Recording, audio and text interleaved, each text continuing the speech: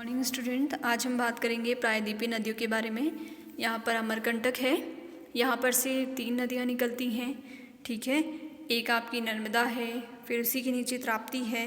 अगर अमरकंटक की बात करें तो सोन नदी यहाँ से निकलती है, जो कि उत्तर में जाके किससे मिल जाती है, आपकी गंगा से मिल जाती है। ये आपकी कौन सी नदी हुई, सोन नदी, ठीक है। अमरकंटक से निकली और कहाँ जुड़ गई, गंगा से में मिलकर बंगाल की खाड़ी से में गिर गई, ठीक है। ये आपकी एक नदी। जो दूसरी है नर्मदा नदी, जो कि अब कहाँ गिरेगी, अरब सागर में गिरेगी, ठीक है। इसके बाद आती है आपकी ताप्ती नदी, ठीक है। इसके बाद कौन सी नदी आती है, आपकी ताप्ती नदी आती है, जो नर्मदा के ही जस्ट नीचे होती है, यहाँ पर ताप्ती नदी, ठीक है। यही 2 नदियाँ ऐसी हैं जो अरब सागर में गिरती हैं, ठीक है। इनके बीच में पड़ता है एक रिफ्ट पर्वत, जिसको कहते हैं सतपुड़ा की पहाड़ियाँ, ठीक है। सतपुड़ा की जो पहाड़ियाँ हैं, उन दोनों में से निकल के नर्मदा और ताप्ती बहती हैं। ध्यान रखिएगा, ये प्रायद्वीपीय नदियाँ हैं जो हिमालय पर निर्भर नहीं रहती हैं, वर्षा पर निर्भर रहती हैं। अमरकंटक जो कि छत्तीसगढ़ में है, वहाँ पर से निकलती हैं। एक सोन नदी है जो उत्तर में जाके गंगा से मिल जाती है, और नीचे 2 नदियाँ हैं, नर्मदा और ताप्ती नदी, ठीक है। और इनके बीच में पड़ता है सतपुड़ा पहाड़ी, ठीक है, जो कि विभाजक के रूप में कार्य करता है। और अगर क्वेश्चन आता है कि कोई ऐसी नदियों के बारे में बताइए जिसका पानी कहाँ गिर जाता है, अरब सागर में, तो वो आपकी होगी नर्मदा और ताप्ती। इससे पहले अगर आपने देखा होगा तो नदी कहाँ गिर रही थी, बंगाल की खाड़ी में। केवल मात्र 2 ही ऐसी नदियाँ हैं, और ऊपर सिंधु नदी जो कि कहाँ गिरती हैं, अरब सागर में गिरती है, ठीक है। इसके बाद एक और नदी आती है जिसका नाम है महानदी, ठीक है, जो अमरकंटक से ही निकल रही है।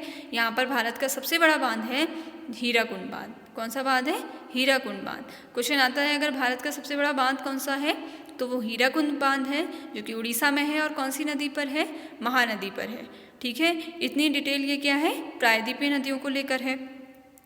इसके बाद बात करें तो हमारी आएगी अभी गोदावरी नदी आएंगी, ठीक है, कृष्णा नदी है, और ये कावेरी नदी है।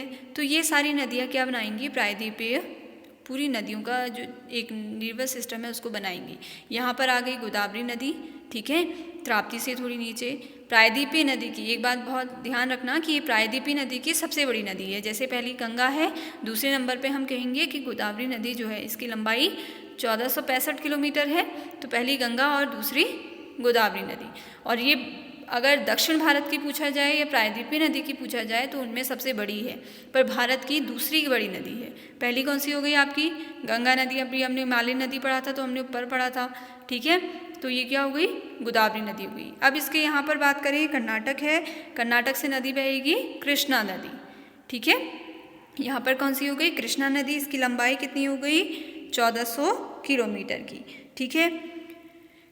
अगर इसका क्रम देखें तो पहले गंगा, फिर गोदावरी, फिर कृष्णा नदी, ठीक है। ये वैसे तो बहुत सारी नदियाँ हैं, पर अगर भारत के परिप्रेक्ष्य में देखा जाए तो ये इनका क्रम है। गोदावरी की लंबाई हो गई 1465, कृष्णा की हो गई 1400 किलोमीटर। यहाँ ही पर एक बांध है नागार्जुन सागर, कृष्णा नदी पर एक बांध है नागार्जुन सागर बांध, ठीक है।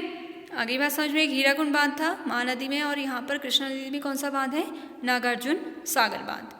यहाँ पर है कावेरी नदी। कौन सी नदी है, कावेरी, जिसकी लंबाई है 805 किलोमीटर, ठीक है। ये आपकी लास्ट की नदियाँ। वैसे तो कई प्रकार की छोटी बड़ी नदियाँ हैं, पर अगर मोटे मोटे तौर पे देखें तो पहले गंगा, गोदावरी, कृष्णा और फिर कावेरी नदी, ठीक है। तो ये आपकी क्या है, प्रायद्वीपीय भारत की कुछ नदियाँ थी, ठीक है। आप इतना देखेंगे।